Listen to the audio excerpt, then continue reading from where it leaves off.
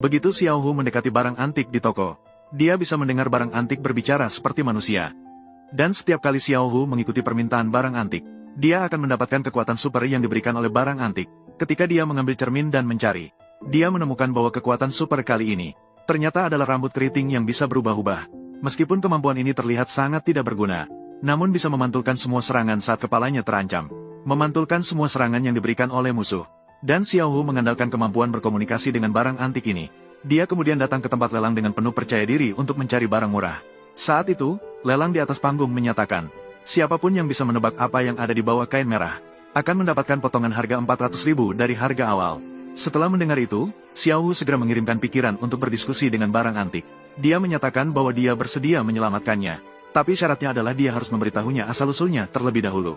Saya adalah seseorang yang sakit. Gelang Giok. Iya, manusia selalu memanggil saya seperti itu. Guru Liu, pasti di bawah kain ini ada mengukir naga dan melukis burung phoenix yang berbentuk persegi. Gelang Giok besar. Kenapa di mana-mana ada kamu? Anda menebak milik Anda, dan saya menebak milik saya. Kamu ngomong apa sih? Aduh, Nona Lu, saya bisa menghemat 400.000 untukmu. Keledai dan anjing. Apakah kamu buta atau gila? Menganggap benda sebesar ini sebagai gelang jade besar.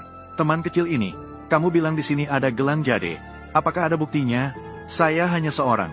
Tidak bisa menjelaskan dengan baik, tapi masih berpura-pura. Bagaimana kamu bisa bergaul dengan orang seperti ini? Jika kamu tidak percaya, sebentar lagi saya akan naik untuk membukanya dan melihat. Hari ini saya akan membuatmu tahu. Apa itu harga berpura-pura? Jika lelang ini adalah sebuah gelang jade, harga awal lelang 400.000. Saya mewakili Master Liu untuk menawarnya. Jika tidak, saya akan melanjutkan dengan 400.000. Kalian berdua jelas. Anehnya, pemuda itu dengan percaya diri mengangkat kain merah. Namun yang tersembunyi di bawahnya adalah sepotong batu bata rusak. Ini segera membuat semua orang tertawa. Pemuda itu yang tidak percaya pada hal-hal aneh menutupi kain merah lagi.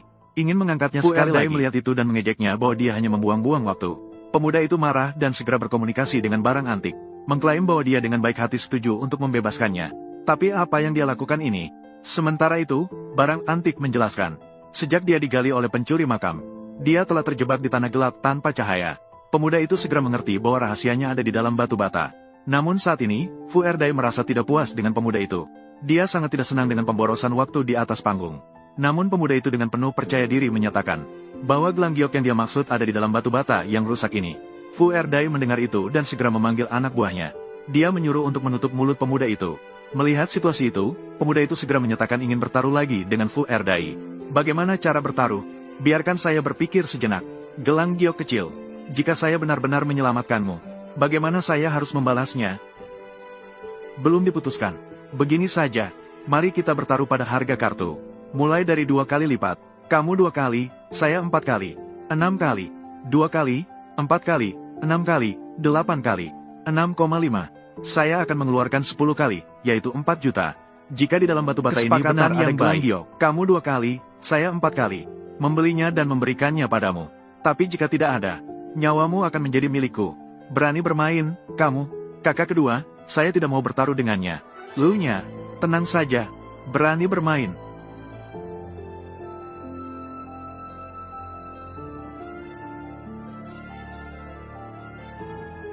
Itu benar-benar sebuah gelang. Benar ada. Memang ada. Sangat luar biasa, bos. Sangat bagus. Akhirnya menerima burung merpati mati itu. Setelah itu, energi super di dalam kerucut meriam. Bagaimana ini? Menggunakan batu bata untuk menarik giok. Apa yang aneh tentang ini? Bagaimana kemampuan super kalian semakin aneh? Tidak mungkin. Jelas ini ulahmu. Benar atau tidak? Begitu diuji, akan tahu. Guru Liu. Guru Liu. Guru Liu. Berikan kepada Tuan Sang. Dari pola dan spesifikasi gelang giok, datang dan saksikan bersama saudara-saudara. Ini berasal dari dinasti Han. Barang yang sangat bagus. Barang yang sangat bagus gaya barat. Lalu, berapa nilai ini? Seperti yang dikatakan, giok kuno dengan warna merah. Nilainya sangat tinggi. Adik kecil, kamu punya penglihatan yang baik. 4 juta ini sudah murah untukmu. Ya, yang, cepat tukar taruhan itu. Tidak benar. Tidak benar, tidak benar. Biarkan saya urutkan sebentar. Jangan bicara. Kamu 2 kali, saya 4 kali. Kamu 6 kali, aku 8 kali.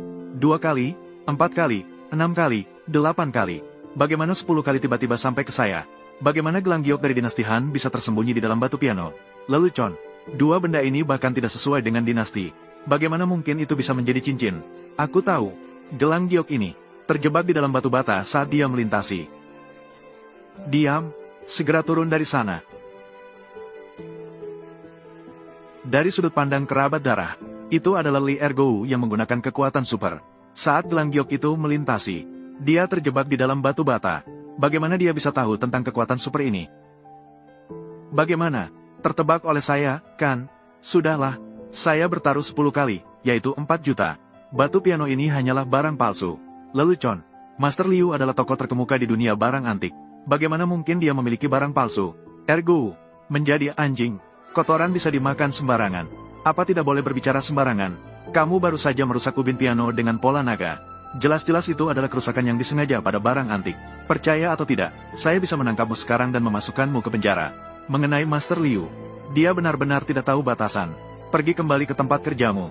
Tempat seperti ini bukan untuk orang-orang sepertimu. Kalian semua ini, berani-beraninya mengaku sebagai bagian dari dunia barang antik. Bahkan tidak bisa membedakan satu barang palsu. Hari ini, Xiao Yan akan memberikan pelajaran yang baik untuk kalian. Seandainya kalian pernah pergi ke tempat kerja, pernah bekerja di tempat kerja, bahkan orang yang pernah mengangkat batu bata seharusnya tahu. Ubin ini sebenarnya adalah ubin garam cair. Dan orang yang membuat barang palsu itu mengurangi kualitas. Di permukaan ubin garam cair ini, dilapisi dengan tanah kuning menggunakan teknik kuno. Dibakar menjadi relief. Datang lagi. Sepertinya itu memang bukan teknik kincau. Hanya saja, gelang giok ini telah dijual oleh pencuri makam. Setelah berada di tangan seorang ahli barang palsu, telah melalui serangkaian proses teknik kuno berulang kali. Dan dengan demikian terjebak di dalam ini. Di dalam ubin garam cair palsu ini, tidak mungkin. Master Liu tidak mungkin memiliki barang palsu. Yaitu, seperti yang kami ceritakan dengan begitu rumit. Apakah kamu sedang syuting drama pendek? Ergo, kamu ini berbicara agak berlebihan, ya? Kakak Lu Yao, tenang saja. Xiao Yan, saya tidak pernah berbicara tanpa persiapan. Masih keras kepala, karena kamu ingin menguji. Saya akan mencari lembaga pengujian profesional untuk menguji. Untuk membersihkan nama Master Liu. Untuk membersihkan nama Master Liu. Untuk membersihkan nama Master Liu. Semua, jangan terlalu bersemangat. Jika tidak, mari kita lanjutkan ke putaran lelang berikutnya. Pepatah mengatakan, jika sering berada di dekat puisi, mana mungkin tidak harmonis. Pada awalnya, aku sudah mabuk dan salah lihat, dikelabui oleh seorang ahli antik terkenal yang diwariskan. Telah melakukan kesalahan yang indah. Saya bilang, bagaimana Master Liu bisa menghindari harga awal 400.000? Ternyata itu benar-benar barang palsu. Tidak heran saya masih bingung. Si ayam besi yang terkenal di industri ini, kenapa hari ini menjadi begitu dermawan? Karena itu adalah barang palsu. Maka transaksi taruhan kali ini dibatalkan. Gelang giok itu menjadi milik saya. Jika tidak, saya akan menggugat Master Liu sebagai korban. Lelang barang palsu menipu pelanggan. Kamu tidak rugi sedikit pun. Yaner, ambil gelang giok itu. Gelang giok di tanganmu. Tapi Master Liu mengganti ini untuk saya sebagai korban. Berharap yang indah. Kamu suka melapor di mana? Silakan melapor di sana. Jangan mengganggu di sini saja. Guru Liu, jangan seret aku nanti.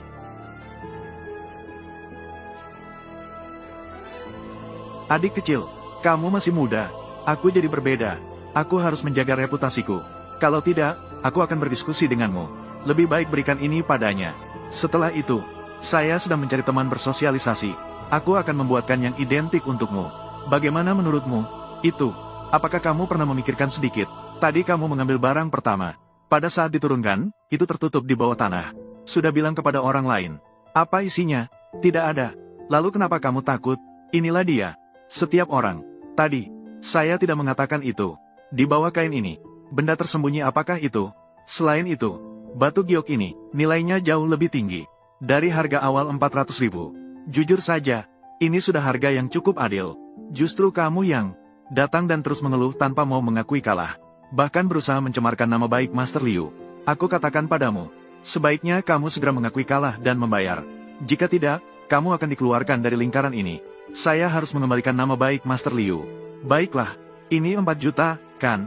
Saya, mengakui kalah dalam taruhan.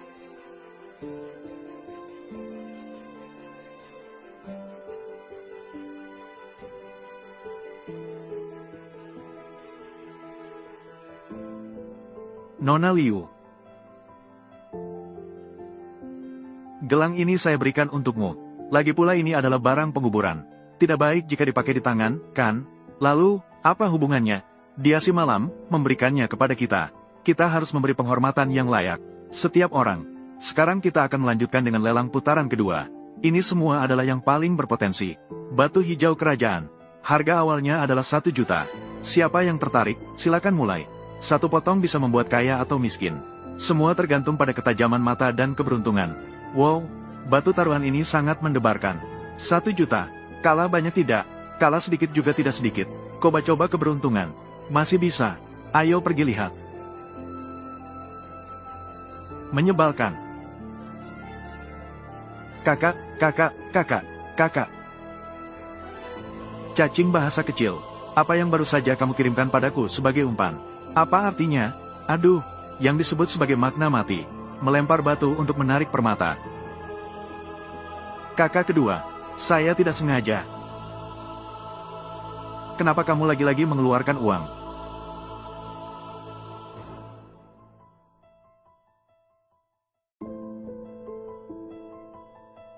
Melempar batu.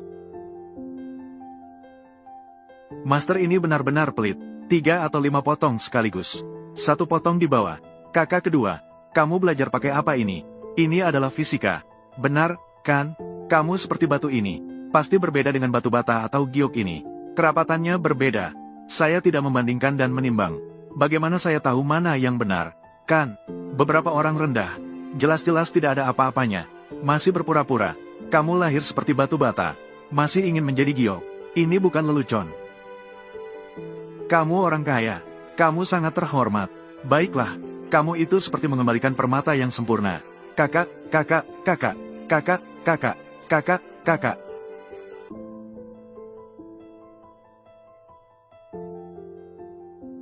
Melempar batu. Hehehe. Lunya, hanya batu ini. Berikan saya 1 juta lagi. Batu ini memiliki kulit yang longgar. Struktur yang lemah. Retakannya besar. Dia bahkan tertarik pada batu ini. Itu bukan urusanmu. Iya juga. Orang macam apa? Cocok dengan barang seperti apa? Kakak kedua, bukan saya tidak mau membantumu. Batu ini, kualitasnya memang tidak begitu baik. Jangan sekali-kali menaikkan harganya. Nona Lu, kamu tidak bisa melihatnya seperti itu. Beberapa barang yang sangat licin.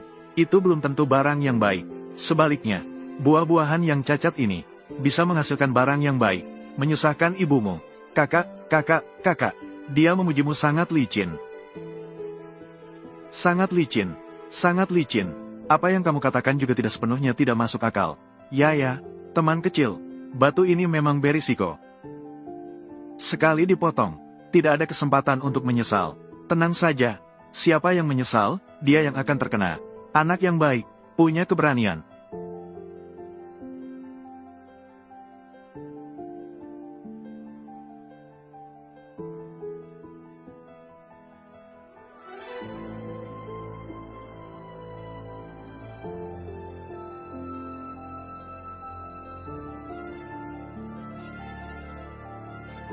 Semua, tidak ada, tidak ada. Mata Yesao memang tajam. Batu ini, memang luar dan dalam sama. Tidak mengecewakan. Jangan sampai mengecewakan. Menghasilkan sedikit limbah juga tidak apa-apa. 1 juta ini, tidak akan melayang, kan? Teman kecil, apakah kamu masih ingin melanjutkan? Lanjutkan, sekali lagi. Kakak kedua, tenang saja. Ternyata, kalian orang-orang miskin ini, selalu seperti ini. Selalu membayar biaya waktu. Kecuali dia. 1. Tanpa melihat peti mati. Tidak meneteskan air mata. Betul, betul. Perhatikan baik-baik.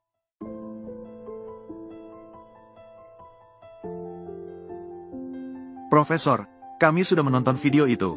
Setelah analisis dan penilaian organisasi, orang itu Li Ergo. Sangat mungkin dia adalah orang dengan kekuatan super. Apakah saya perlu mencari seseorang untuk mengikatnya? Jangan terburu-buru dan membuatnya terkejut. Prioritas saat ini adalah untuk mengambil itu. Mengandung kekuatan super. Suntikan transformasi sudah di tangan. Ingat, jangan sekali-kali membiarkan orang lain menyerang atau bertahan. Ini berkaitan dengan tahap berikutnya. Apakah eksperimen dapat berjalan dengan lancar? Ini sangat serius. Sekarang bisa terjadi masalah besar.